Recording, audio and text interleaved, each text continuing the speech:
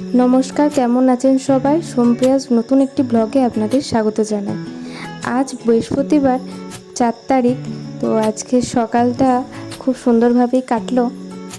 তো ম্যাগি বসালাম ফার্স্টে, সোমনাথ অফিস যাবে তার জন্য। দাঁড়ান একটু ওকে আগে দিয়ে আসি, খেয়ে নিই। খেয়ে দিয়ে তাড়াহুড়ো ব্যাস ও বেরিয়ে গেল খেয়ে দিয়ে। ওই যে ওর গাড়ি দাঁড়িয়ে আছে। আজকে ঘুম থেকে উঠতে বড্ড লেট হয়ে গেছে, তাই কি করব না করব কিছু না খুঁজে পেয়ে একটু খিচুড়ি করলাম। তো ফার্স্টেই ডালটা আমি একটু ধুয়ে সেদ্ধ করতে দিলাম, আর চালটা ধুয়ে সেদ্ধ করতে দিলাম। আর এদিকে সবজিগুলোও কেটে নিয়েছি। তেমন সবজি বাড়িতে ছিল না, ওই অল্প ছিল, সেগুলোই কেটে নিয়েছি। এই কুমড়ো একটু সয়াবিনও একটু ভিজিয়েছিলাম। আর এবার মশলাগুলো দিয়ে দিচ্ছি। একটু হলুদ গুঁড়ো, লঙ্কা গুঁড়ো, জিরে গুঁড়ো, ধনে গুঁড়ো, একটা তেজপাতা, একটা শুকনো লঙ্কা আর নুন, এগুলো দিয়ে মশলাটা রেডি করে রাখলাম। তো আজকে ঘুম থেকে এত দেরি হয়ে গেছে, আর চারিদিকে এত সুন্দর ওয়েদার, মানে ঘুম থেকে উঠতেই ইচ্ছা করছে না, এত ভালো ওয়েদার। তাই ওয়েদারটা উপভোগ করতে গিয়ে এমন দেরি হয়ে গেছে। তো রান্না কি করব, কি খাবো, কিছু খুঁজে পাচ্ছি না। আর এদিকে কি খাবো, তার জন্য ভাবলাম যে একটু খিচুড়ি তৈরি করি। এই দুটো তেজপাতা, আর একটি শুকনো লঙ্কা রেখে দিলাম। এবার কড়াইটা গরম হয়ে গেছে, একটু তেল, তেজপাতা আর শুকনো লঙ্কাটা আমি ছিঁড়ে দেবো। ছেঁড়াই যাচ্ছে না, এই হয়েছে রে, হচ্ছে না, হয়েছে। তো একটু শুকনো লঙ্কা ছিঁড়ে দিয়ে দিলাম। এরপর সবজিগুলো দিয়ে একটু ভেজে নিলাম, তার সঙ্গে মশলাটাও দিয়ে দিলাম। মশলাটা দিয়ে একটু ভেজে নেব। ভেজে নিলে ওইদিকে পাশে আবার কি হচ্ছে, চালটা সেদ্ধ হচ্ছে। ওটা হয়ে গেলে এই চালটার সাথে ঢেলে দেবো।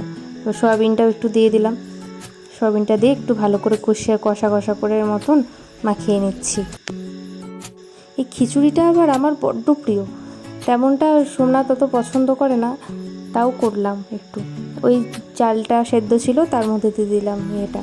দেখুন বাইরের ওয়েদারটা অপূর্ব সুন্দর, মানে এত সুন্দর হাওয়া দিচ্ছে, বাতাস বইছে, তেমনি মেঘটা কালো করে রয়েছে, মনে হচ্ছে বৃষ্টি আসবে আসবে। এদিকে আমার খিচুড়িটাও রেডি হয়ে গেছে প্রায়। এবারে আমি থালাতে ঢেলে নিচ্ছি। তো ও আসার আগে আমি একটু খেয়ে নিই, যেহেতু দুপুরবেলা ও তো খেয়ে আসবে, আর আমি একটু খেয়ে নিই। তো একটা ডিম ভাজবো, ডিম ভেজার খিচুড়ি খেয়ে নেব। আর কিছু করিনি, এত বেলা হয়ে গেছে, তাই একটু ছাদ থেকে ঘুরে আসি। খাওয়া দাওয়ার পর এই ওয়েদারটা দেখে আমি লোভ সামলাতে পারলাম না, একটু ছাদেই ঘুরে গেলাম। তো ছাদটা থেকে দেখছি আমাদের বাড়িটার বাইরের আশেপাশটা এত সুন্দর লাগছে। এই দেখুন, এখানে একটা ফুটবল গ্রাউন্ড আছে। এই বাইরের ওয়েদারটা এত সুন্দর, এই ফুটবল গ্রাউন্ডটায় আমরা সব বিকালবেলা একটু একটু হাঁটাহাঁটি করতে যাই। এই দেখুন, কথা বলতে বলতে ও চলেও এসেছে, নামছে গাড়ি থেকে। তো কিছু একটা নিয়ে আসছে মনে হচ্ছে, দেখছে আমাকে যে আমি ওপরে দাঁড়িয়ে আছি। আমি তার জন্যই অপেক্ষা করছি। ও বাবা, আবার হাতে করে কি একটা নিয়ে এসেছে, মনে হচ্ছে আমার সেই ম্যালকিস্ট বিস্কুটটা নিয়ে এসেছে, আমার ভারী পছন্দের একটি খাবার। যাই, দরজাটা খুলে আসি। এই সন্ধেবেলা একটু, এই দুদিন খুব বৃষ্টি হচ্ছে, ওই কারণে একটু বাজারে গেছিলাম। বাজার থেকে যা যা প্রয়োজনীয় সেগুলো একটু একটু করে তুলে নিয়ে চলে আসলাম। আর এই টোটোয় করে গেছিলাম। রাত্রিবেলাটা কী দারুণ লাগে এই টোটোয় করে আসতে। ব্যাস টোটোয় করে চলে এসে এবার রাতের রান্না শুরু করলাম।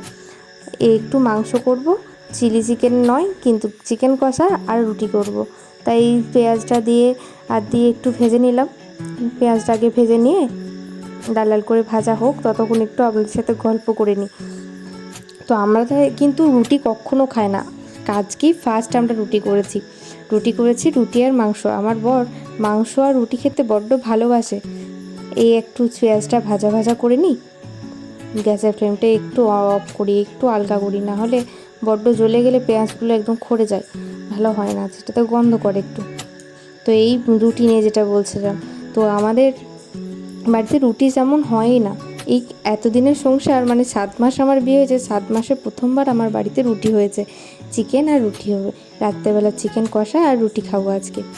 তো আজকে ভারী বৃষ্টি হচ্ছে বাইরে, আর এই ওয়েদারে ভাত খেতে একদম ইচ্ছা করছিল না, তাই ভাবছিলাম অন্য কিছু করি। তারপরে ভাবলাম যে না, রুটিটা মাংসের সাথে খুব ভালোই লাগে। এই দেখুন, তেলে পেঁয়াজটা দেওয়ার পর একটু রসুন আর আদা দিয়ে দিলাম। রসুন আদাটা দিয়ে একটু ভাজা ভাজা করে নেব। ততক্ষণ ওটা একটু ভাজা ভাজা হলে স্মেলটা ছাড়বে, রসুনের গন্ধটা, কাঁচা গন্ধটা চলে গেলে একটা ভালো ফ্লেভার ওঠে গন্ধটা, সেটা খুব ভালো লাগে গন্ধটা। ওই ফ্লেভারটা এত সুন্দর গোটা ঘর মোমো করে, ওটাতেই মনে হয় মাংস হচ্ছে এরপর বাড়িতে। তো এই রুটি খাওয়ার তো ও তো আসবে দেরিতে, ওর অফিস থেকে থানাতে কাজের থেকে ও আসে 11টা, কোন দিন 12টা, যেদিন যেমন হয়। তো আসতে একটু লেটই হবে মনে হয়, তো আমি করে রাখি। একটু হলুদ দিলাম, একটু জিরে গুঁড়ো, একটু ধনে গুঁড়ো, আর একটু লঙ্কার গুঁড়ো আর নুন, এই দিয়ে এটা একটু ভাজা ভাজা করে করে তারপরে বাকি মশলাটা যা আছে দেবো। তো নুনটা দিয়ে দিলাম একটু স্বাদ মতো, আর এই যে এরপর দিচ্ছি এই ধনে গুঁড়োটা, ব্যাস অল্প দিলাম, ব্যাস ব্যাস এতেই হয়ে যাবে, আর দেবো না। আর ধনে গুঁড়োটা দেওয়ার পর একটু জিরে গুঁড়ো, ব্যাস একটু ধনে গুঁড়ো দিয়ে দিই, দাঁড়ান, ধনে গুঁড়োটা দিয়ে দিই একটু। ধনে গুঁড়োটা দেওয়া হয়ে গেছে, এরপর এর একটুখানি মাখিয়ে নেব, খুন্তি করে একটু ভাজা ভাজা করে করে দেবো। আর এইটা হচ্ছে আমার সেই স্পেশাল ভাজা মশলা। এই ভাজা মশলাটা আমার ভারী পছন্দের একটা খাবার, যে কোনো তরকারিতেই আমি ভাজা মশলাটা দিতে খুব পছন্দ করি। তো ওই ভাজা মশলাটায় নানা রকমের গরম মশলা, ওই লবঙ্গ, এলাচ, দারচিনি, তারপরে আপনার মৌরি, এইসব দিয়ে আর আমি শুকনো খোলায় একটু ভেজে তারপরে মিক্সিতে গুঁড়িয়ে ওটা রেখে দিই। আর শুকনো লঙ্কা, ভুলে গেছিলাম, শুকনো লঙ্কাও থাকে। ব্যাস এই যে ক্যাপসিকাম টমেটোটা দিয়ে একটু করে ভেজে ভেজে কাঁচা গন্ধটা যেতে একটু জল দিয়ে দিলাম, জলটাতে একটু নাড়াড়ি করছি, তো মাংসটাও দিয়ে একটু কষিয়ে নিচ্ছি। মাংসটা দিয়ে একটু কষিয়ে নেবো আর একটু জল দিয়ে ওটাকে ভালো করে কষাবো। এরপর রুটির আটাটা মেখে নিই, মাখা হয়ে গেছে, ব্যাস এবার এটা বেলে নিই। প্রায় দেখতে দেখতে অনেক রাত হয়ে গেল, প্রায় 9টা 9:30 বেজে গেল। দেখুন বেশ ভালোই গোল হচ্ছে বলুন।